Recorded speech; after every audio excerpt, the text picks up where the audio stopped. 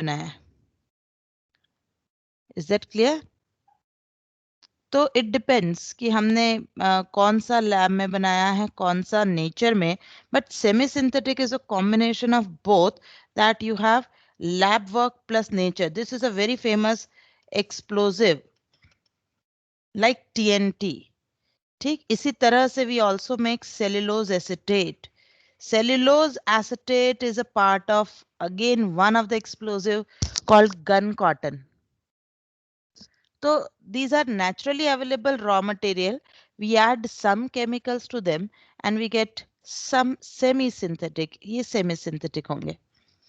Third category is synthetic, where we don't go to nature at all. We totally prepare them industrially or in lab.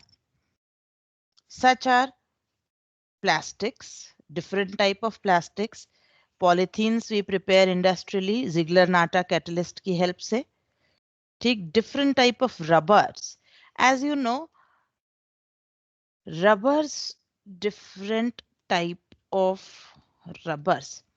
Just go through the use of rubber around you, from the eraser that you usually have in your bags or boxes to tires of truck, tires of aeroplane. There is a wide range of use of rubber. Rubber की utility इतनी vast है कि you can not classify okay this is just one type of rubber and I am done with it. This natural rubber is very soft, very very soft. ये obtain होता है from one of the tree as its extract and when it solidifies तो ये natural rubber बनता है. It is extremely soft. इसकी कोई ऐसी टेंसाइल स्ट्रेंथ नहीं है. It is not that hard. It cannot be used for tires, right? So from here to here, there is a total, what should I say, poles apart characters aa jate hain. Just they have a small elasticity continued. Otherwise, synthetic rubbers are totally different. And that too of lot of range. तो ये पूरा synthetic production है as per the requirement of our utility कहाँ हमें लेना है. As per that, we prepare rubber synthetically. So first is from the source. Classification number next जो आता है वो आता है for a structure of polymer. Structure of polymer. बोले अब structure में क्या? Okay, structure देखो, three categories again in this structure. First, they are simple linear polymer like polythene. Just from one end to another end, head to head or tail to tail or head to tail combination. They just go on connecting from one end to other and linearly they just keep on being formed. Okay. Next is branched. Yes, there are slight branches, but not many. Okay. I can say some branches, but those branches may not be connected with each other. Those branches may be just left over here and there. तो वो वो branch chain बनेंगे. और सबसे ताकतवर, सबसे strong is cross linked. Okay, या जिसे हम कहें नेटवर्क, पूरा नेटवर्क पॉलीमर, 3D पॉलीमर, ये सबसे टफ, सबसे स्ट्रॉन्ग बनते हैं. Linear polymers are relatively very soft. Soft in the sense as they are just long and straight chain के form में बनेंगे. So interlayer interactions are very poor. इसका example है high density polythene, HT polythene. What is high density? That I'll tell you. PVC, polyphenyl chloride, Teflon, tetrafluoroethene, ये सब इसके example होंगे which are continuously linear. Slight branching, थोड़ी सी strength में variations आ सकते हैं. This is LD polythene, low density polythene. And cross linked तो बहुत ही स्ट्रॉन्ग, बहुत ही बढ़िया examples are bakelite, which are used in electric switches, comb, what should I say, वो musical पुराने जमाने में वो आता था ना, record, musical record, that circle thing जिसपे pin जैसा कुछ रखकर it used to play the music. Gramophone is the word, gramophone disc. So bakelite, then melamine. Melamine is used for poor grade crockeries. तो ये बहुत सारे variety बनते हैं. That is structure of polymerization per classification. Third classification is mode of polymerization. Mode of polymerization. Now, mode of polymerization, I think I have taught you in phase 1, but still I'll repeat. One is addition polymerization. Other is condensation. When we talk of addition polymerization, then the main thing that will be fixed is molecular weight of polymer will be integral multiple of molecular weight of monomers. Total जो भी होंगे, they may be of the same type, they may be of the different types, but total molecular weight will remain same. आई क्या बात समझ में? That total molecular weight will remain total integral multiple of different molecular weights. Then it is called addition polymerization. Condensation polymerization is when molecular weight of polymer is some molecular weight of monomer का integral multiple minus some value of x. We don't know. This x could be due to loss of small molecule like molecules like water, ammonia, CO2, etc. When in the process such small molecules are lost, then it is known as it is a condensation polymerization. Okay, so इस तरीके से अलग अलग mode of polymerization पर based नाम दिए गए हैं. Now there are so many different further polymerization इसी के अंदर, not separate, उसमें भी अंदर है. Now these both, मैं इसे एक साथ लिखना चाह रही हूँ. I don't want to keep us here. Like these both categories are further classified as they could be homopolymer. NCERT reading में यहाँ confusion आता है कि is it only the addition polymerizations which are classified as homo and copolymer? So it is wrong. Okay, both homopolymer copolymerization is classification used for both addition as well as condensation polymer. Homopolymer, that is, it has only one type of monomer. It has only one type of monomer. And that same unit is repeating again and again and again. So I can say first example is polythene. That this will be a case from addition polymerize. Okay. And second example I am taking is nylon 6. Nylon 6 is a polymer of caprolactam. It is a homopolymer. Only one unit is repeated. Copolymer. They should have at least two different monomer. Yes, at least what I added. Sometimes maybe further possibilities there. Like बोले कहाँ है ऐसा example? See proteins, polypeptides. There could be a three different amino acids combining to form a polymer. है ना?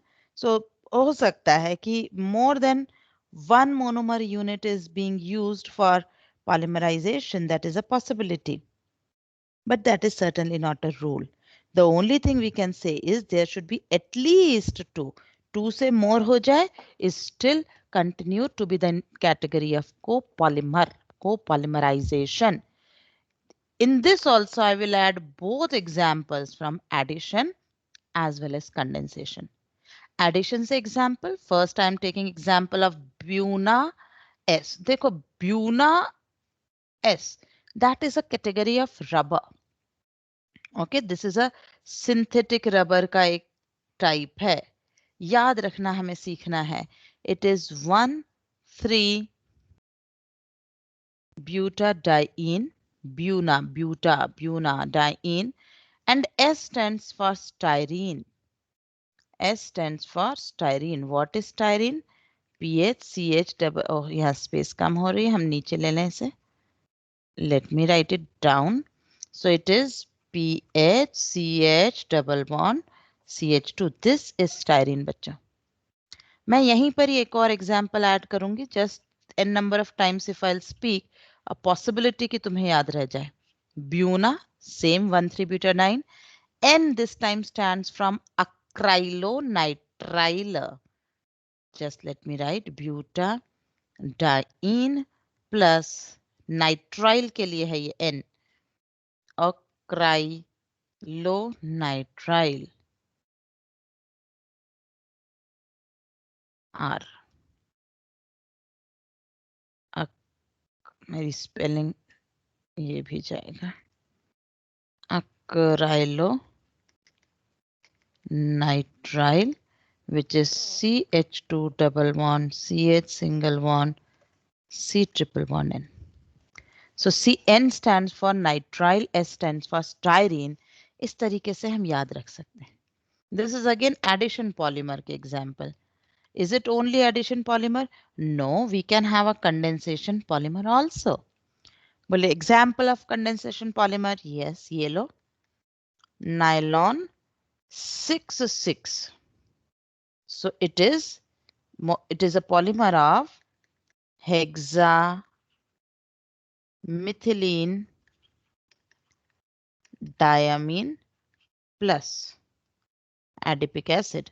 Both acid and amine have 6 carbon in all. That is why it is called nylon 6,6. Nylon 6 NH. This is caprolactam. Caprolactam. If you see, it has 1, 2, 3, 4, 5, 6 carbon only.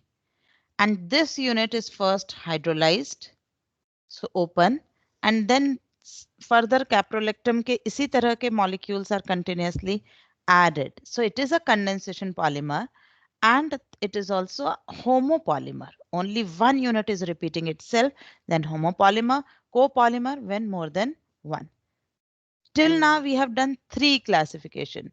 Memory के लिए मैं repeat करती हूँ. First was classification based on source, which was natural, semi-synthetic, synthetic. Second was structure of polymer, linear, branched, and highly branched are cross-linked on network.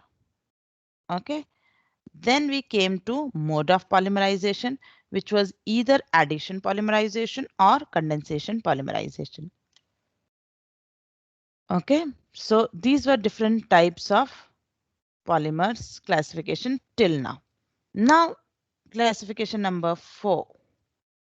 Classification number 4 is based on molecular forces. It is based on molecular forces.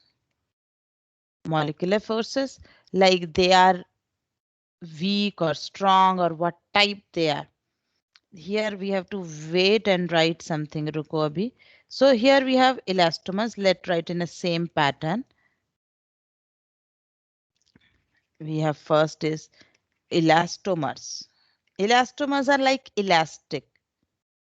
Okay, these have weak intermolecular forces that if you stretch them too much, they are going to break. Elastic type होते हैं. Now I just told you Buna S, Buna N. These are all neoprene. Neoprene मुझे अच्छे से याद कराना होगा, etc. Okay, these are all weak type. Next we have fiber. Okay, next we have fiber. These are thread-like. धागे नुमा होते हैं, thread-like. And yes, they have high tensile strength. इनको इतना आसानी से आप तोड़ नहीं सकते. high tensile strength, better than elastics. उनसे इनकी condition better होगी. They will have H bonding and all. H bonding may be present for intermolecular forces and all. Slightly better. Example लिखती हूँ, you will immediately compare. देखो ये nylon 66, इसे देखो elastic की तरह याद कर रहे हो. Nylon 66 कपड़े सुखाने के लिए sometimes we may come across with those colorful ropes which come in fluorescent colors or bright colors. Ropes जो हम बांधते हैं in our backyards to dry the clothes. That type of thing, nylon 66. Next example is terylene. Terylene is an ester.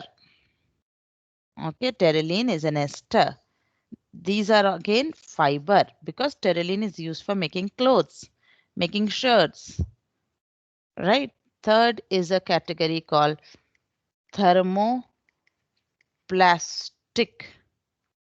polymers. Thermoplastic polymers. These are very hard. Okay. In this, intermolecular forces of attraction जो है वो intermediate between elastomer and fiber होंगे. Okay, they are quite hard, very hard तो होते हैं ये. But on heating, अगर temperature बढ़ जाए, they soften.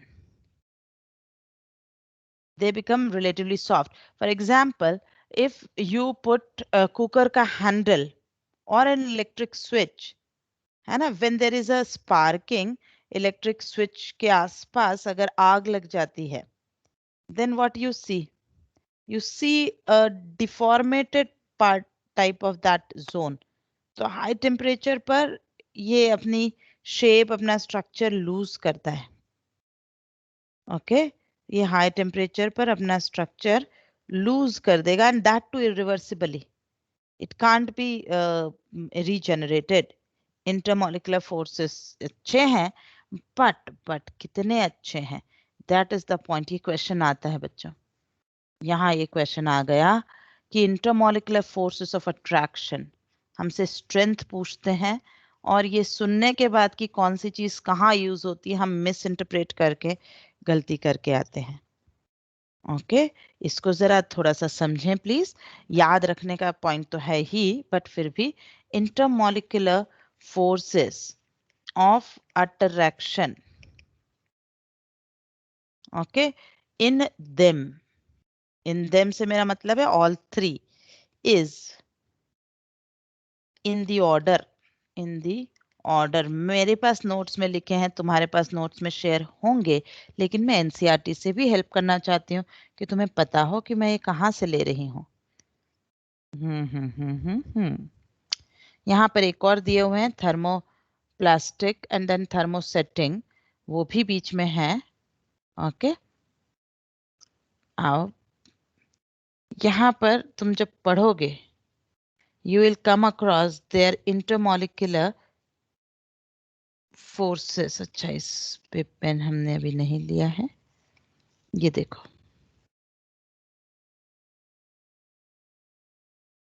Okay, is it clear? ये चीज पूछते हैं, थर्मोप्लास्टिक का combination. Thermoplastic, I think I explained thermosetting meanwhile. No, I want to say thermoplastic. Thermoplastic are like polythenes जो खत्म हो जाते हैं once you use them. Okay, fourth category जो होती है वो अलग ही होती है. अरे भाई पेन रुक जा, ऊपर नीचे रुको, इससे यूज करते हैं. So intermolecular forces of attraction between them जो होंगे सबसे ज्यादा is in fibers, then it is thermoplastic, and then it is elastomer. ठीक. Yes, there is a fourth category, उसका अलग ही यूज है, is thermosetting. Thermosetting polymers. These are cross-linked heavy polymers. These are insulator of heat, insulator of heat and electricity. Okay, इसका example हम कहेंगे is bakelite. Its example is bakelite. Bakelite is very very important for exam. Okay, क्या क्या तुम्हें याद रखना है मैं ऐड करूंगी, लेकिन बोलती भी जा रही हूँ. पॉलीथीन ये यहाँ पर है. ओके, थर्मोसेटिंग की स्ट्रेंथ सबसे ज़्यादा हो सकती है इसमें, बट उसमें फ्लेक्सिबिलिटी नहीं है, तो वो यूज़ नहीं होते हैं for their connectivity. What should I say? They can be used independently but cannot be in connection for बड़ी बड़ी चीज़ें बनाने के लिए यूज़ नहीं होते हैं. So moving further, classification number 5. This was 4. Classification number 5 is how they grow. Okay, like how they increase in their size. So classification number 5 is based on growth of polymer, like how it increased, or rather I can say how it is formed. यहाँ पर ही तुम्हें पता होना चाहिए that addition polymers which we studied थोड़ी देर पहले are also called chain growth polymers and condensation polymers. Condensation polymers are called step growth polymer. Okay, so this is of two he category है इसमें. One is step growth, other is chain growth. यही दो इसमें category है. ठीक, one is chain growth. Detail बोले differentiate क्यों करा? Mechanism. चेन ग्रोथ, इसका कुछ खास डिफरेंस नहीं है. चेन ग्रोथ में फर्दर क्लासिफिकेशन नहीं है, सॉरी स्टेप ग्रोथ में.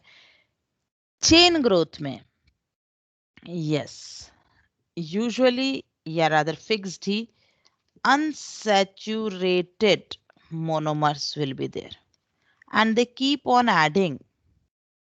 Okay, and they keep on adding leading to increase in chain का लेंथ होगा, या उसी को हम चेन की ग्रोथ बोलेंगे और इसलिए चेन ग्रोथ कहलाता है. Right, it is because continuous chain increase होती चली जाएगी because they keep on adding. That is why it is called chain growth polymer. ना ये जो चेन ग्रो होती है इसकी भी अपनी पैटर्न होगा, लाइक की पैटर्न से आई वुड बेटर से द वर्ड, इसका भी अपना एक मैकेनिज्म होगा.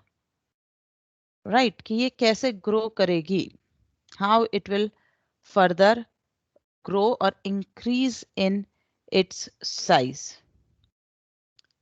ठीक, तो चेन ग्रोथ पॉलीमर जब बन रहे हैं, they are increasing, then they have two particular mechanisms. Then they have two particular mechanisms. One is condensation, one is ionic and other is simply radical. Radical you already know. So it can further follow two different polymers. One polymer method, एक ये ionic method से polymerization करे और एक ये करे free radical. और ये जो ionic का classification है, ये again you will find better in your this state NCERT. It is not given properly in your central NCERT. ये central NCERT में नहीं है अच्छे से. ये तुम्हें स्टेट एनसीईआरटी से ही मिलेगा. तुम नोट्स में अगर ढूंढोगे, मतलब रीडिंग के लिए अगर ढूंढोगे कि कहाँ इसका रेफरेंस मिले, सो इफ यू हैव ये आयोनिक पर्टिकुलरली, ये क्या बोलते हैं स्टेट एनसीईआरटी का बुक, SCERT बोलते होंगे ना, national council state council education, ऐसा होगा. SCRT बुक्स में तुम्हें इसकी डिटेल जो भी रिक्वायर्ड है यहीं मिलेगी। Free radical you will find in both, ये दोनों तरफ मिलेगा, इसमें दिक्कत नहीं है, बट ये नहीं मिलेगा दोनों तरफ। Okay, so coming to radical polymerisation. Radical polymerisation is, इसमें हमेशा तुम्हें जो पहचान है, हाउ विल यू आइडेंटिफाई कि this particular is going to be radical, you will always observe that some radical initiator is given in the question, is given in the question। अब in the question नहीं लिख रही हूँ, कभी H nu दिखेगा, कभी कोई peroxide का reference दिखेगा question में, okay, which could be any peroxide, there is no limitation, okay, any peroxide का कुछ होगा start, तो this is how it will be radical का hint। Okay, and this radical polymerization is valid for lot many. It is like for various diene and polyene या simple alkenes भी चलेंगी। Follow this. They go by radical chain. उससे बढ़ता चला जाता है, उससे ये move करता चला जाता है। That is how radical polymerization takes place. Is that clear? इसमें radical generating species will be the hint, जहां से हिंट लगती है कि ये रेडिकल हो सकता है। इसमें आते हैं, as we are talking of chain growth, मतलब indirectly we are limiting our self to alkenes और अल्काइंस और अल्काडाइंस इन आवर हेड, उस पर फिक्स ही हम बात कर रहे हैं। अब उसमें कटायन और अनायन कब बनेगा? Cationic polymerisation. अब तुम इथीन में सोचो, इथीन में कब बनेगा polymerization? when there is presence of some acid, otherwise वो न्यूट्रल ही रहेगी। ओके, तो this is when cations are involved, cation is the chain initiator, जिसने स्टार्ट करनी है रिएक्शन को इज अ cation। ओके, तो this is in presence of Bronsted or Lewis acid। Bronsted acid is practically very less used. Lewis acid industrially is more used, तो उसको underline कर रही हूँ। हाँ, theoretically it could be in both, but industrial perspective से I'm underlining Lewis acid, right? Anionic polymerization, anionic polymerization, when some anion is involved, okay, then it is called anionic polymerization will be observed। But सवाल है कि anion कैसे बनेगा? बोले अनायन कैसे बनेगा, मतलब बन जाएगा, इसमें क्या है? नहीं, अनायन अगर मेरे पास अल्कीन है, CH2 double bond CH single bond CN, then only I can have some anion initiator का attack and an anion can be formed. Otherwise, how will I get an attack of anion and anion starts the chain? ये possible ही नहीं है। तो ये possibly limited cases के लिए बन सकता है, only when some strong EWG group is present in the molecule, present in the molecule, तभी ये हो सकता है। और एग्जाम्पल मैंने ऊपर दिया तुम्हें कि for example cyanide. Now see an important difference, ये क्वेश्चन वाला पॉइंट इसलिए रेड में जा रहा है कि in cationic polymerisation there will be chain termination steps, there will be chain termination steps। For example, अगर कोई cation है and if it loses its alpha H, it goes back to alkene, there is a chain termination step in cationic polymerization। In anionic polymerization, it do not have chain termination. To stop the chain, you have to add acid and neutralize the conditions. otherwise ये रुक ही नहीं सकता, because it can't have a chain termination. One anion formed, then it cannot lose H minus to become an alkene. H minus निकलेगा ही नहीं. This will also have chain termination. This can have chain terminations because termination steps. Radicals can undergo disproportionation. Radical can undergo radical combinations. But anion का कोई भविष्य नहीं है. Okay, and tomorrow जब मैं question share करूंगी तुम्हें इस पॉइंट पे क्वेश्चन मिलेगा कि क्वेश्चन आया है अभी रिसेंट मेंस में आया है जनवरी में कि ये फॉलोइंग में से कौन सा रेडिकल से जा रहा है, किसमें चेन टर्मिनेशन है, किसमें नहीं है. ये दोनों तीनों पॉइंट पर क्वेश्चन आया है. ओके, ज्यादा पुराना भी नहीं है, एकदम एकदम दिसी 2020, दिस तो नहीं, अब तो 2021 लग गया, but very latest. Okay, so ये बहुत नया क्वेश्चन है अभी हमारे पास. Then if I talk about step growth is not by this. It always practically goes only by only by ionic mechanism. उसका अलग ही रास्ता होगा, उसको मैं ऐसे क्लासिफाई नहीं कर सकती. ये आयनिक के ही पाथ से जाएगा, इसमें आयंस बन सकते हैं, इसका अलग ही रास्ता होगा. राइट, यस, उसमें आयंस होंगे, पर क्या, कैसे, कब, कहाँ, ये हम नहीं कह सकते. ये बहुत ही वैरीड क्लास होती है एक्चुअली स्टेप ग्रोथ, इसलिए हम नहीं कह सकते.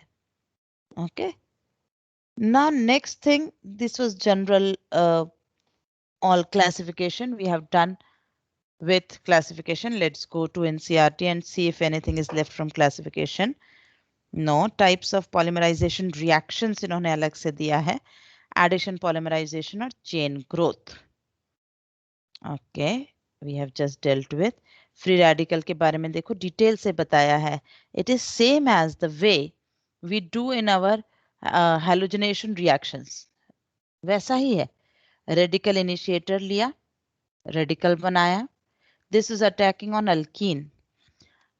Yes, this alkene is given as ethene, but assuming if this ethene के जगह if they would have given something which was say substituted ethene, if I was given, assume करो styrene ही दे दिए होते, तो from where you will attack is a point of question. Okay, from where you will initiate the reaction will be a point of question. Like इसमें अगर मैंने radical initiator R dot लिया तो मेरे पास दो चॉइस आएगी ना कि CH डॉट CH2R बनाऊं या PHCHR CH2 डॉट. तो ये 1 डिग्री है और नॉन रेजोनेटिंग, ये 2 डिग्री भी है और ये रेजोनेट भी करेगा. सो मैं इसे बनाऊंगी, इसे बनाया. Now you will attack on next molecule of this. Is that clear? तो ये PHCH dot CH2 CH PH, तो ये स्ट्रक्चर्स का ध्यान तुम्हें देना. अब ये फिर से अटैक करेगा, फिर अटैक करेगा, तो what will be the position? तो at every step you have to just consider the stable radical, अगर पूछा जाए तो. Is that clear? Chain termination that they can combine and form a neutral molecule. ठीक, ये some important addition polymer हम अभी कर रहे हैं. Will do that. ये टेफ्लॉन ये सब मैं बताऊंगी तुम्हें. रुको, मैं पहले कंडेंसेशन पर आ जाऊं. इसने नीचे कंडेंसेशन या स्टेप ग्रोथ बताए हैं. This is a repetitive condensation between two bifunctional monomers, okay, in a different functional groups. Is that clear? And they result in loss of some simple molecule as water, alcohol, etc., thereby leading to high molecular mass. ठीक, अब as इसमें कुछ भी तुम देखोगे ion radical ऐसा कुछ word mention ही नहीं है, क्योंकि हर बार अलग फंक्शनल ग्रुप होगा, अलग बिहेवियर होगा. यू कैन जनरलाइज कि दिस इज इट, बस यही हमेशा होगा, इसलिए ऐसा कोई नाम तुम्हें यहाँ नहीं देखने को मिलेगा. ये कैप्रोलेक्टम. Is that clear? देखो कैप्रोलेक्टम किस कैटेगरी में दिया है? कंडेंसेशन पॉलीमर की कैटेगरी में दिया है. ये बच्चों को बाद में बहुत दिन तक डाउट चलता रहता है कि कंडेंसेशन आएगा या एडिशन आएगा, क्योंकि देखने में ऐसा लगता है कि बस यहीं से ओपन होके it has been connected to other sites, no, ये बीच में वाटर दिया गया है. First it is content open करके HOH ओपन होता है एंड देन ऐड होता है. So please remember this. Nylon 6 is an example of condensation polymer. ये जरूरत पड़ेगी तुम्हें ध्यान देने की. ओके, अब हम आते हैं some important polymer. Some important polymers जिनके बारे में हमें इंफॉर्मेशन होनी चाहिए, जिनके बारे में क्वेश्चन आते हैं. Some important polymer में सबसे पहला आता है question is polythene. Polythene. So which category it will go? मैं क्वेश्चन फ्रेम करूंगी, तुम्हें सिर्फ आंसर देते जाना है. एडिशन, कंडेंसेशन, एनीवन, कोई भी. Is it a category of addition और condensation? Addition. Addition. That is point number 1. It is in the category of addition. Dhruv, I hope you must be there. Dhruv होगा. Dhruv, tell me, this is going to be chain growth और step growth. गलत जाए इसकी किसी को कोई चिंता नहीं करनी है. मैं समझ रही हूँ कि ये मेमोरी बेस है और मैंने अभी बोला है. सही गलत is okay, but you need to revise.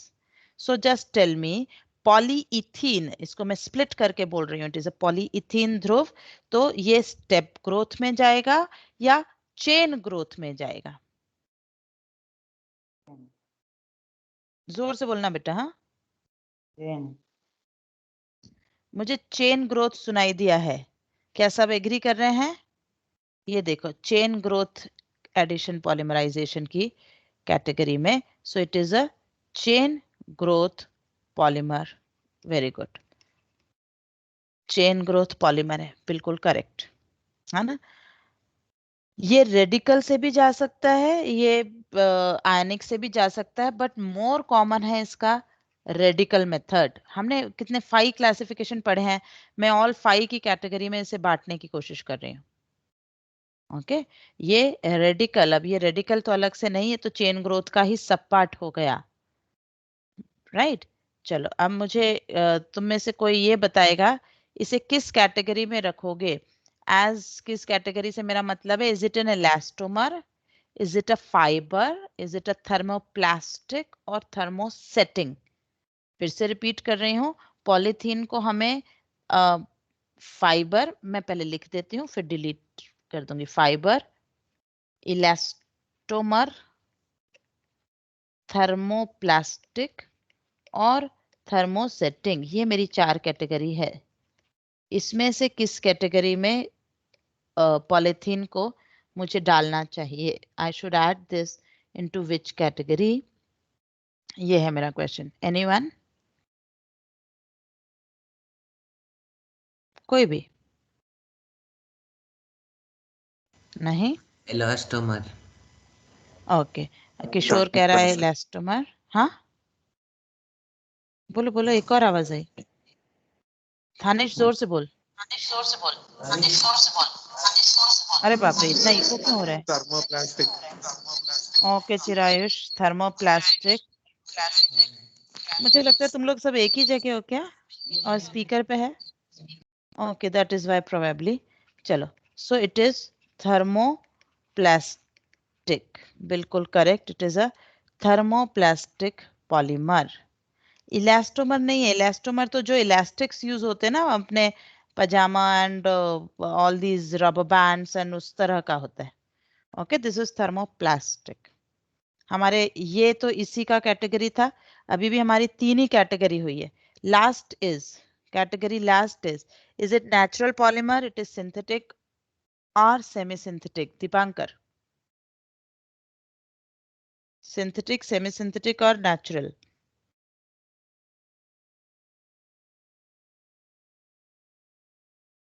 Dipankar,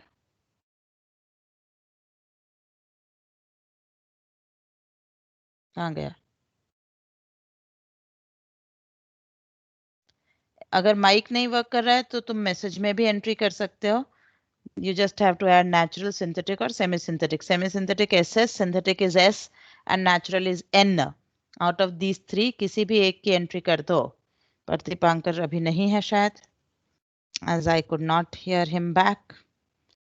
Okay, so let's move to Mukhit है क्या? देखना जरा. Mukhit is there in the class or not? मुखित मुखित का आंसर आ गया है. Okay Mukhit, thank you. तो मुखित जो है वो कह रहा है synthetic, and I think all of us will agree that it is in the category. तो हर पॉलीमर की पहले तुम्हें 4 कैटेगरी करना आना चाहिए. ओके, जब भी कोई पॉलीमर होगा टोटल उसकी 5 कैटेगरी. मैंने क्या मिस करा वो और देख लेते हैं. हमने ये फोर्सेस पे कर लिया. ओह यस, होमोपॉलीमर कोपॉलीमर, उसमें से कौन सा आएगा? आई थिंक ये तो होमोपॉलीमर है. कोई भी जब पॉलीमर आता है तो please write these 5 category. It is an addition, chain growth, step serve. These are the question. यही पूछते रहते हैं क्वेश्चंस कि एक फॉलोइंग में से कौन सा क्या है. तो यही कर लेंगे, हमारा काम हो जाएगा. चलो, तो ये 5 कैटेगरी हमने जस्टिफाई करी. Now there are two polythenes. एक बच्चों मिलेगी तुम्हें लो डेंसिटी पॉलीथीन. ओके, और एक तुम्हें मिलने वाली है हाई डेंसिटी पॉलीथीन. ठीक, इनमें अंदर ही अंदर डिफरेंस है. अंदर ही अंदर किस तरीके के डिफरेंस है और किस कंडीशन पे डिफरेंस है, आओ वो करें. तो पहला जो इनमें डिफरेंस हमें मिलेगा वो मिलेगा on the basis of formation. Okay, formation जो है ये कैटलिस्ट की प्रेजेंस में होगा. ठीक, ये जो फॉर्मेशन है ये जिगलर नाटा कैटलिस्ट की प्रेजेंस में होगा. कौन सा? High density, this one. ये Ziegler Natta catalyst CH2 double bond CH2. ये हो गया एक क्वेश्चन यहाँ पर कि what is Ziegler Natta catalyst. ये याद कर लेना है. अभी इनऑर्गेनिक चल रही है, तुमने याद कर लिया होगा कि Ziegler Natta catalyst is ET3AL. Okay, plus TiCl4. Okay, इसकी प्रेजेंस में होगा. Temperature 333 kelvin to 343 kelvin. देखो, temperature for condition of industry is not very high. ठीक है, टेम्परेचर बहुत खतरनाक हाई नहीं है ना. कैटलिस्ट ने इसको कितना इजी कर दिया. You will realise when I write this side. यहाँ पर हमारे पास कोई कैटलिस्ट नहीं है. जरा प्रेशर देखना, ये प्रेशर है या ये कोई एक्सप्लोजिव कंडीशंस तैयार करी जा रही हैं. जिगलर नाटा को क्यों मिला नोबल, तुम्हें यहीं से रियलाइज होगा कि कंडीशंस उसने कितनी इजी कर दी. एंड यू यूज ऑक्सीजन या परॉक्सी, इनकी मदद में यू आर मेकिंग पॉलीथीन. सी 1000 से 2000 एटमॉस्फेरिक प्रेशर अगर आप मेंटेन करेंगे, कंडीशन कितनी एक्सप्लोसिव है. With a temperature zone of 350 to 570 Kelvin.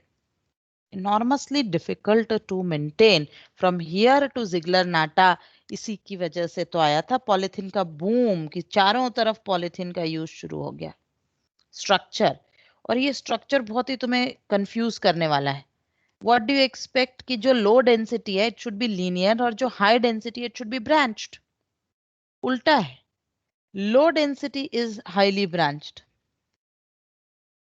ये थोड़ा सा तुम्हें दिमाग पे जोर देकर कि लो डेंसिटी है वो हाईली ब्रांच्ड है और हाई डेंसिटी इज लीनियर. ये लीनियर मॉलिक्यूल है. और इस डेंसिटी का लेना देना इससे इसलिए है क्योंकि linear can be more compactly packed. ज्यादा क्लोज पैकिंग हो जाएगी, इसलिए it is high density. Right. Next इनका केमिकल बिहेवियर हम देखें. केमिकल बिहेवियर में this low density as it is highly branched, ये जो है ये इनर्ट होता है. ठीक है, टफ है, बढ़िया बात है. फ्लेक्सिबल भी है. ओके, और poor conductor of electricity.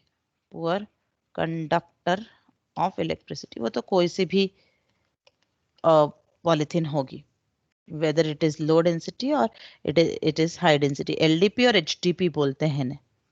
So this is also inert. ठीक है, but this is more tough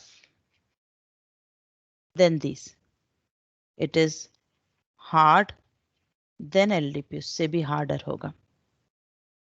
Okay, fourth is uses. Yes, as it is relatively flexible and softer. ये यूज होता है insulation of electric wire.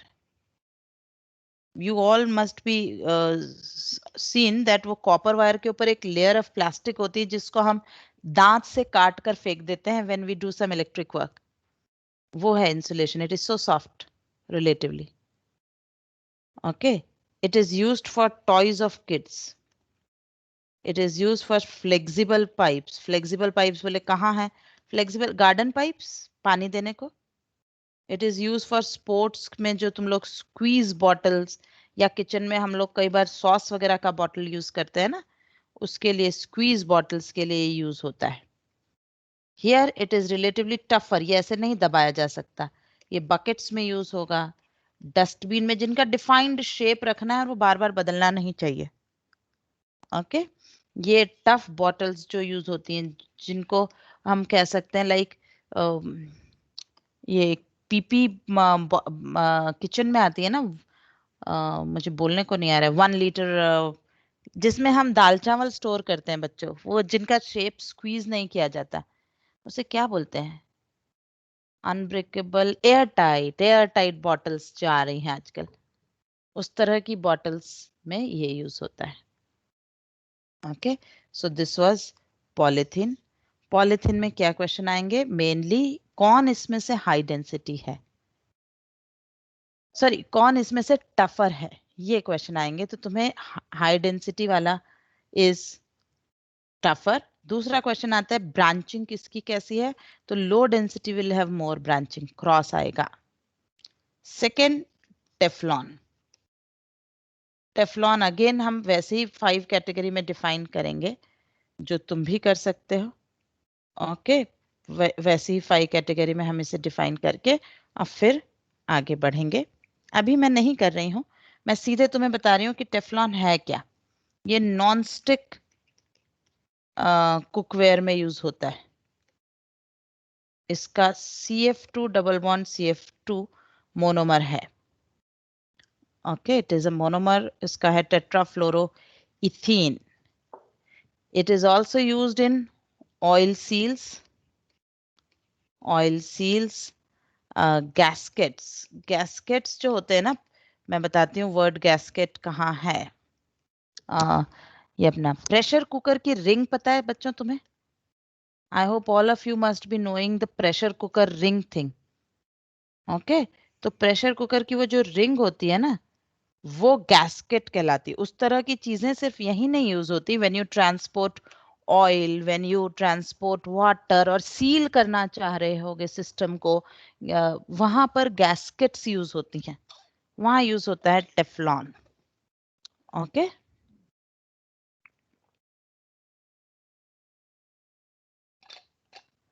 अब ये chemically inert माना गया है एंड करोसिव रिएजेंट्स वगैरह इसको डिस्टर्ब नहीं कर सकते, ऐसा कहा गया है. आज टुडे टेफ्लॉन इज सेड कि अगर आप 300 डिग्री सेंटीग्रेड पे इसे हीट करेंगे तो ये डिकम्पोज होना शुरू हो जाता है बहुत माइक्रो लेवल पे, but yes decompose starts. And that is why today we are going back to original cookware rather than these all non-stick cookware. Reason is this. Okay मैं यहाँ स्पेस छोड़ रही हूँ ताकि मैं यहाँ पे बाद में तुम्हें शेयर करने से पहले यहाँ मैं लिखूंगी 5 कैटेगरी में से इसकी क्या कैटेगरी है. After that I will share. Okay तो वो मैं लिखने के लिए यहाँ जगह छोड़ रही हूँ कि मैं अपनी तरफ से यहाँ ऐड कर दूंगी, तुम रिवाइज करोगे, काम आ जाएगा. थोड़ा और नीचे आ जाती हूँ. Next is Teflon. Oh sorry Teflon तो अभी करा. पॉलीएक्राइलोनाइट्राइल पैन.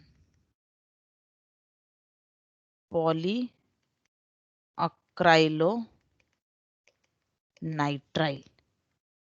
दिस पॉलीअक्राइलोनाइट्राइल का मोनोमर है CH2 CH1CHCN अक्राइलोनाइट्राइल. ओके यूज इसका, it is also called Orlon and is used for making fibres. इसको ऑर्लॉन एक्रिलान भी बोलते हैं. ओके मैं यहाँ लिख रही हूँ आर्टिफिशियल रबर के लिए, सॉरी आर्टिफिशियल वूल के लिए काम आता है। Natural wool is very very soft, उसको हम नहीं इतना टेंसाइल स्ट्रेंथ रख सकते। जितने भी हम ये डिफरेंट तरह के वूल्स की चीजें पहनते हैं, तुम में से भी कईयों ने अभी पहन रखे होंगे jackets and all those things, hoodies, they are all made of this artificial wool. Okay, they are acrylic fibers और इनमें stains वगैरह भी इतना आसानी से नहीं लगते, they are good better. अब natural wool is basically a natural fibre, so अगर आप इसको रख देंगे over a period of time, care नहीं लिए, if you are not taking it की क्लीनिंग ड्राइंग प्रॉपर कर रहा है, अगर आपने उसे रख दिया and you are not taking care, then उसमें इंसेक्ट्स भी लग जाएंगे, फंगस भी लग जाएगी। Natural wool, because it is basically something from a living system. It will invite insects, it will invite fungus, but pan में ये problems नहीं आती हैं, that is why it is preferred, इसलिए इसका इस्तेमाल किया जाता है, ये ज़्यादा famous है। ओके आते हैं हम नेक्स्ट पॉलीमर, इसमें अभी हमारा नंबर है थर्ड, नंबर 4। पॉलीमर नंबर 4 हमारा है is rubbers. Rubbers are very very important. Rubbers में क्वेश्चन बहुत पूछते हैं, internal as well as mains advance. Natural rubber जो होगा इसका मोनोमर है, देखो बेटा 1,3 ब्यूटाडाइन तो है ही, यहां पर एक ये निकला हुआ है। Okay it is 2-methyl-1,3 butadiene, it is 2-methyl-1,3 butadiene and it is called isoprene. Natural rubber का मोनोमर क्या है? आइसोप्रीन। अब जब ये 1,4 से कंबाइन होगा, 1,4 एडिशन से, अब इस तरीके से कंबाइन हो जाएगा like this and so on. और क्या ये ऐसे ही कंबाइन होगा लाइक अगर मैं इस एंड को हेड बोलूं, इसको टेल बोलूं, तो is it like head to tail combinations? देखो हेड टू टेल है, और can it be tail to tail and head to head also? No. So ये कॉम्बिनेशन हमेशा नेचर में पाई गई है, हेड टू टेल वाली। ओके दूसरा कंपलसरी नेचुरल रबर में पाया गया है, इट इज ऑल सिस। ये सारे बॉन्ड्स, ये सारे नए जो पाई बॉन्ड बन रहे हैं आफ्टर 1,4 एडिशन, ये सारे सिस हैं, इसलिए natural rubber is called cis 1,4 polyisoprene. It is called cis 1,4 polyisoprene. This is from natural latex of a tree. Okay, ये natural है.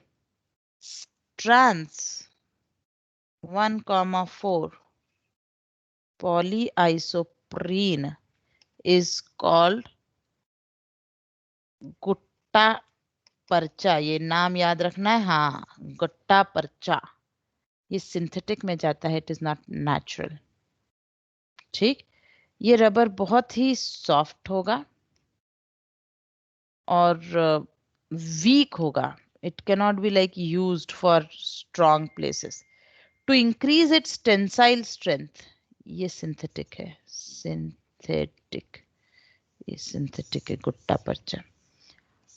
To increase the tensile strength of rubber, to increase the tensile strength of rubber, हम करते हैं vulcanization of rubber. Okay, we do vulcanization of rubber. Vulcanization of rubber is basically हम sulphur add करते हैं इसमें। Okay इसमें हम sulphur add करते हैं, एडिशन ऑफ सल्फर। और पर्पस ये होता है कि सल्फर जो है, जैसे ये जो पूरी एक लिंक रबर की चल रही है रैंडम, ये पूरी, इसमें बीच में कहीं सल्फर इस तरह की लिंकेजेस बनाता है। ओके जब हम वल्कनाइजेशन ऑफ रबर करते हैं तो this is what is expected, that it will form these type of linkages अलग अलग जगह पर, सल्फर linkages. ये randomly अलग अलग जगह distributed होते हैं. ओके ऐसे. और ये सल्फर के ये जो linkages हैं ये इंटरलिंकिंग कर दिया. ओके इसने इंटरलिंकिंग कर दी और इस इंटरलिंकिंग की वजह से its strength will now increase. Is that absolutely clear? Clear है? और इसकी वजह से इसकी जो स्ट्रेचिंग कैपेसिटी है, स्ट्रेच होकर वापस ओरिजिनल शेप में आने की कैपेसिटी 2 टाइम्स हो जाती है. Minimum stretching capacity becomes 2 times. At least 2 times I should write. उससे ज्यादा हो जाए वो डिपेंड करता है. And there is no fix that how much sulfur we have to use. Okay? Usually NCERT ने 5% सल्फर मिक्स करने को कहा है टायर रबर्स के लिए, जो टायर्स बनाते हैं वहां. But again I would say it is not fixed. As and when where we have to use, उस requirement पे based this percentage of sulfur to be added keeps on changing. No fix के always 5% ही होना चाहिए, 10% नहीं हो सकता क्या, 2% नहीं हो सकता, बिल्कुल हो सकता है. बहुत बड़ी रेंज है. Rubber industry is a big big industry. Okay तो ये हुआ वल्कनाइजेशन. नेक्स्ट हम आते हैं सिंथेटिक रबर पे. एक सेकंड, मैंने रबर के लिए यहाँ ऊपर जगह छोड़ी कि नहीं कि ये किस कैटेगरी में जाएगा. हाँ नहीं छोड़ी है तो मुझे यहाँ जगह छोड़नी पड़ेगी. नेचुरल रबर की बात करी थी मैंने. अब मैं आती हूँ सिंथेटिक रबर पर. सिंथेटिक रबर पर. Synthetic rubber as I said, मैं ऑलरेडी तुम्हें 2 बता चुकी हूँ. One is Buna S which is 1,3-butadiene plus styrene. Okay that is Buna S. मैं थोड़ा सा तुम्हें रिक्वेस्ट करूंगी थोड़ा ध्यान देने को. बोले क्या ध्यान देना है ब्यूना एस में? बेटा ब्यूना एस और ब्यूना एन में ये लिंकेज कैसे लेगा, बहुत सारी वैरायटी आ सकती है, तुम्हें नजर रखना पड़ेगी. ओके आओ मैं बताऊं क्या कहना चाह रही हूं मैं. देखो ये जो ब्यूना एन और ब्यूना एस अलग अलग तरह से हो सकते हैं. एनसीईआरटी ने जैसे दिया है मैं उसी को लूं कि ये पॉसिबिलिटी है. अब ये CH2 CH double bond CH CH2 ये तो इसका हो गया कैटेगरी. अब इसके बाद ये कहाँ से जुड़ेगा? अगर तुम मैकेनिज्म से करोगे तो तुम इसे आराम से समझ पाओगे, पर अगर मैकेनिज्म से नहीं किए तो कैसे इसे हैंडल करोगे? लोकेशन आगे की क्या आएगी? यहाँ से मैं कलर चेंज करती हूँ. यहाँ से स्टाइरीन की लिंकेज आ रही है. CH2 CH PH और फिर यहाँ से n नंबर ऑफ टाइम्स. समझ गए? एक कॉम्बिनेशन ये भी तो हो सकती थी PH इस साइड हो, इसलिए कह रही थी ध्यान देना होगा कि ब्यूना एस में कहाँ पर एडिशन हुआ है, पीएच कहाँ पर प्लेस्ड है, ये ध्यान देना है. सिमिलर बात तुम्हें ब्यूना एन में भी ध्यान देनी है. ये लोकेशन कहाँ है, एडिशन कहाँ किया गया है. Correct, Buna N. इसी का सेकेंड जो टाइप होता है वो है ब्यूना एन. ब्यूना एस और ब्यूना एन काफी हद तक सिमिलर यूजेस वाले चीजें हैं तो उतना डिफरेंस नहीं है. हमसे इसमें मोनोमर पूछते हैं. ये plus CH2 double bond CH CN, इसका जब पॉलीमराइजेशन होगा तो CH2 CH double bond CH CH2 ये हो गया हमारा 1,3-butadiene का सेटअप. अब हम इसका एक्राइलोनाइट्राइल का सेटअप डालें. CH2 CH CN. यहाँ पर तुम्हें मुझे याद दिलाना होगा कि radical alpha to CN CHO, okay, NO2 are very stable. Unlike तुम सोचो कि इलेक्ट्रॉन विड्रॉइंग है, नहीं, they are exceptionally stable. As well as radicals alpha to ERG like NO are also very stable, very stable. Radical दोनों तरीके से stabilise होते हैं। दैट इज वाई देखो पीएच के भी यहीं पर ये रेडिकल स्टेबल आएगा, साइनो में भी यहीं स्टेबल आएगा, इसीलिए इस तरह का नजर आएगा। ओके, तो third category of this synthetic rubber is, third category का नाम ही हमें ध्यान रखना है, नियोप्रीन। अब देखो ये प्रीन प्रीन करके तुमने 3 वर्ड्स देख लिए। Okay, chloroprene is the monomer, monomer is this and polymer is neoprene. Isoprene and chloroprene are monomers, neoprene is a polymer. ये डायरेक्ट ऐसा का ऐसा फेवरेट क्वेश्चन है अपने इंटरनल एग्जाम्स में, which of the following is an example of addition polymerisation. Okay, and they will give neoprene की जगह पर chloroprene as one of the options. तुम प्रीन प्रीन याद रखते हो, लेकिन chloroprene is a monomer, it is not a polymer. क्या तुम समझ रहे हो? वो लिस्ट देंगे पॉलीमर पहचानने के लिए और उसमें एक क्लोरोप्रीन वर्ड डाल दिया, या फिर जस्ट अपोजिट भी कर सकते हैं कि मोनोमर पहचानने के लिए which of the following are monomers of addition polymers, isoprene, neoprene, और तुमने नियोप्रीन भी टिक कर दिया। ओके, तो neoprene is a polymer, chloroprene is the monomer. ठीक, ये सारे अभी तक मैंने जितने भी एग्जाम्पल्स तुम्हें कराए, ये सब एडिशन पॉलीमर के थे। सिंथेटिक रबर, रबर हम कर रहे थे 4th नंबर पे। अब मैं कंडेंसेशन पॉलीमर के एग्जाम्पल लेना शुरू करती हूँ। So moving to 5th category. Okay, अब हम मूव करते हैं टुवर्ड्स कंडेंसेशन पॉलीमर्स। आओ, कंडेंसेशन पॉलीमर्स में बहुत सारे हैं और बहुत इंपॉर्टेंट है। सबसे पहला इज कैटेगरी जो सारे पॉलीअमाइड्स बनेंगे। पॉलीअमाइड्स, पॉलीअमाइड्स मतलब मोनोमर्स जो होंगे will be amine and acids, तो ये बनेंगे पॉलीअमाइड्स। इस पॉलीअमाइड में पहली कैटेगरी नायलॉन 6,6। ओके, फर्स्ट, मैं इसकी बहुत डिटेल नहीं लिख रही हूँ, सिर्फ मोनोमर लिख रही हूँ। Adipic acid CH2 4 and hexamethylene diamine CH2 6 times NH2। ये H2O यहां से जाएगा and the polymer is linked with peptide linkage, उसी तरह की बात है, amide linkage।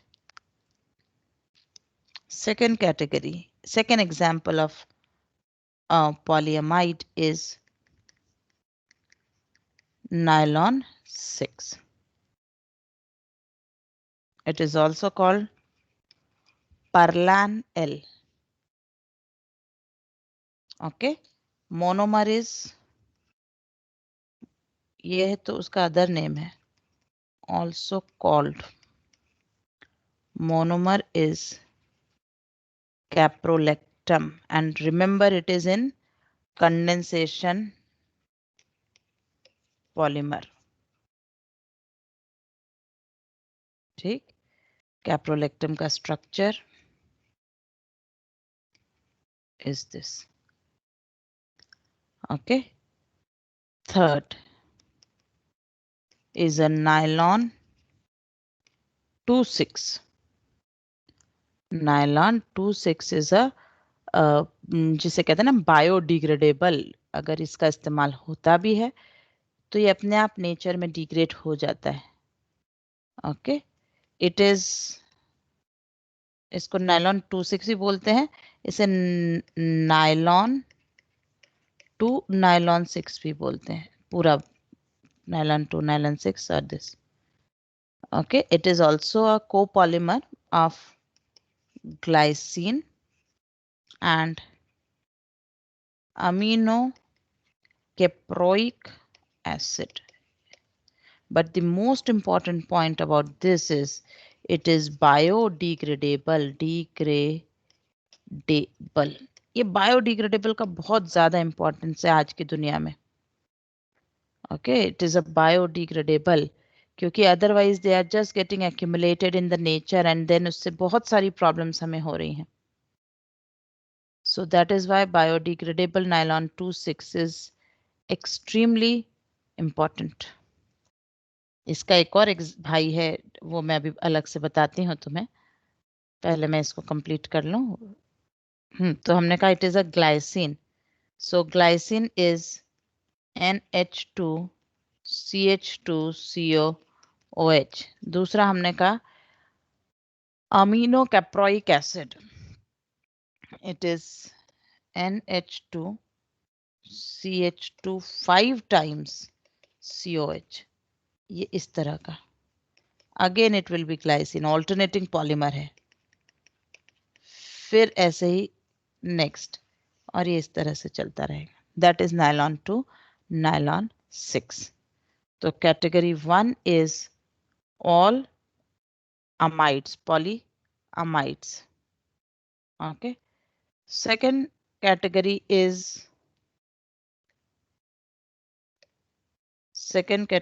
हमारी 6th आएगी मेरे ख्याल से, is polyesters.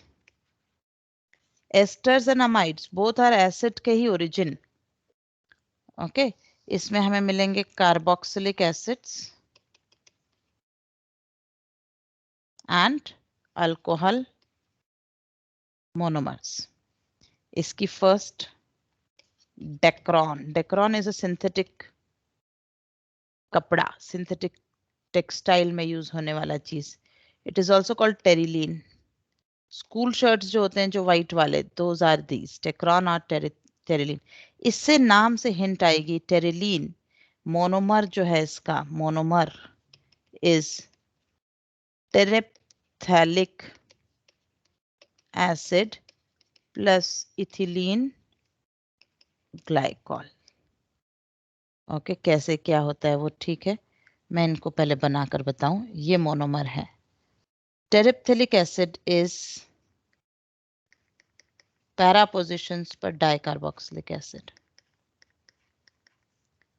Glycol is CH2OH CH2OH। फिर टेरेप्थेलिक एसिड, फिर glycol,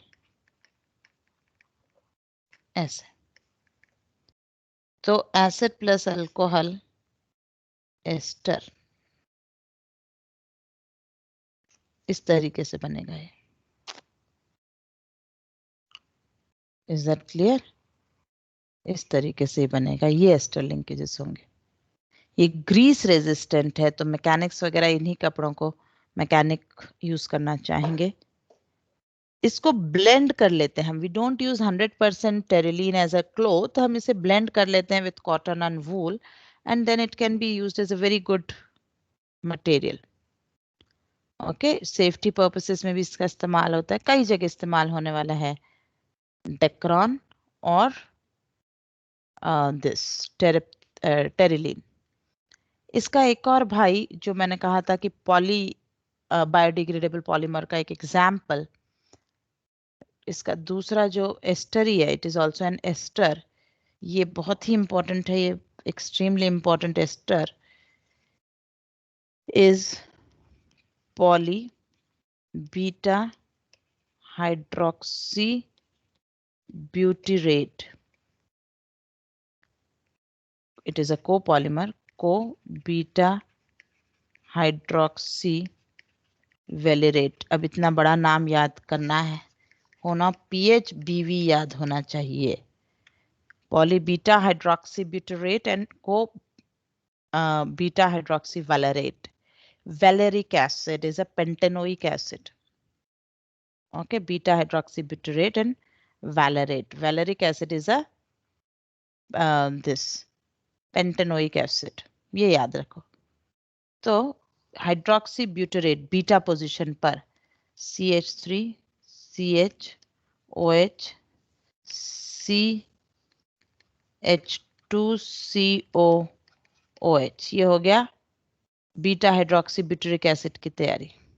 valerate CH3 CH2 CHOH CH2COH।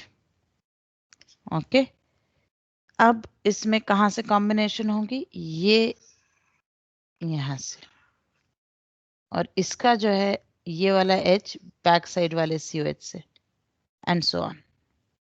तो बनेगा PHBV. PHBV is very important.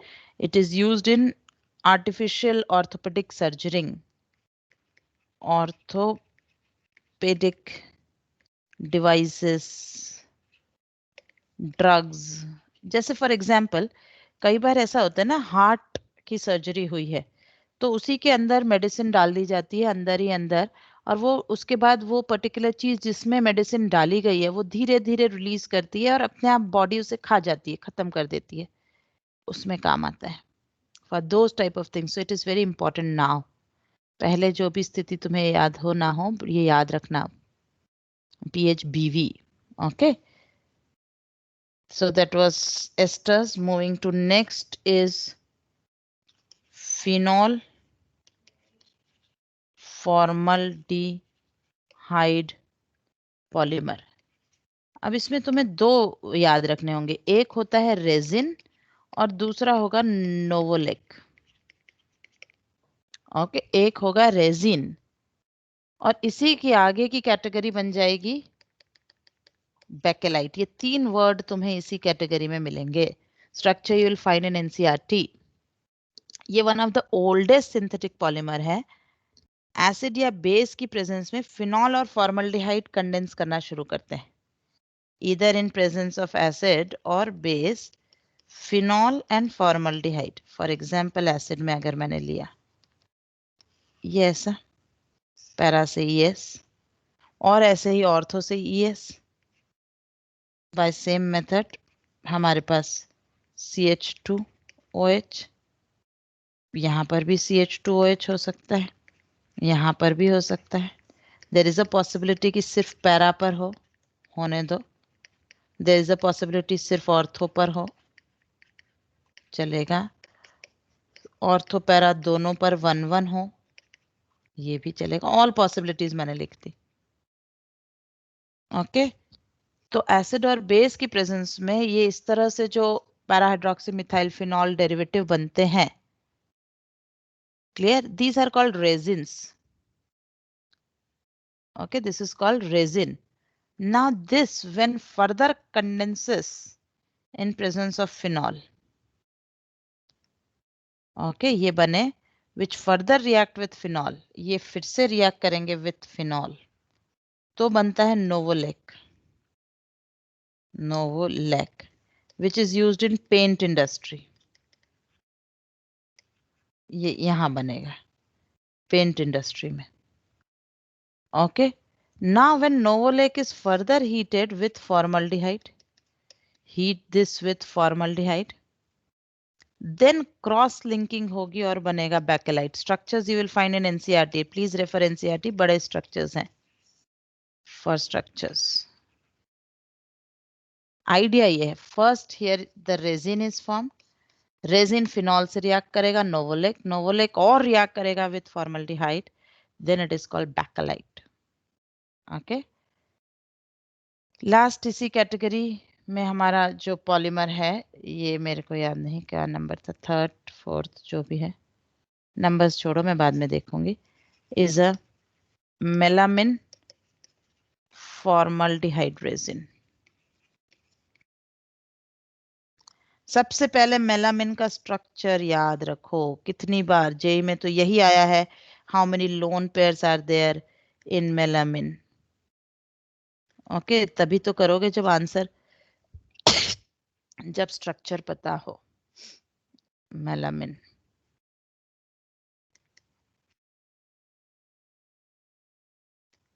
Resonating lone pair, ये लोन पेयर वो लोन, कितना पूछते हैं मेलामिन को लेकर। Melamine is very important, very important. Melamine, melamine urea और डाइथाइल मेलोनेट से बनता है। ये अलग से एक इंफॉर्मेशन दे दूं कि melamine is formed from urea and diethyl malonate, उनकी कॉम्बिनेशन से बनता है। इसका फॉर्मल्डिहाइड से कॉम्बिनेशन, अगेन पहले रेजिन बनेगा, फिर NH2 NH2 NH2, पहले रेजिन बनेगा और फिर ये रेजिन ही आगे फर्दर पॉलीमर बनके पॉलीमराइज तो मेलामिन बनेगा। Melamine polymer is different.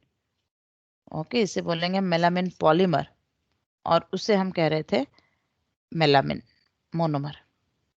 Unbreakable crockery वगैरह में इसका यूज होता है।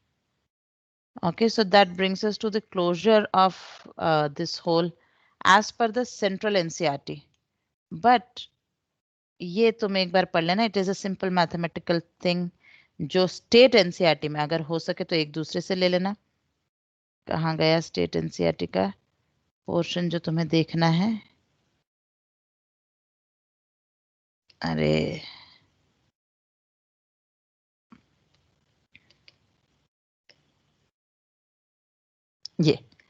ये चीजें, ये पुरानी एनसी मॉलिक्यूलर मास